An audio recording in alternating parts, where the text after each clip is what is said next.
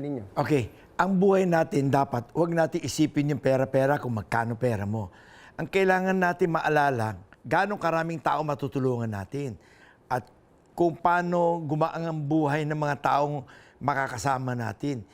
Eh yung pera, measurement yun, para sa akin, hindi yun ang measurement ng success in life eh. Ang success in life, measurement is, oh, ang saya mo kasi, ako, natulungan ko yung mga kaibigan niya, nagkatrabaho na mabuti. Oh, yung mga batang yan, napag-aral natin. Yun ang kasiyahan ng buhay. Eh yung yaman, numbers lang yun eh. Eh meron kang 100 piso o meron kang 100,000 piso. Pare-pare na yan eh.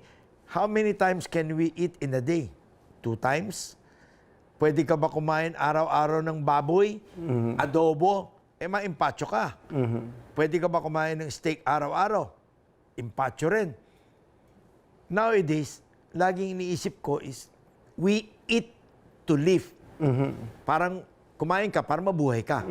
Huwag yun mabubuhay ka para lang kumain na masarap. Masama yun. In as much as possible, tinatry ko maging simple living lang.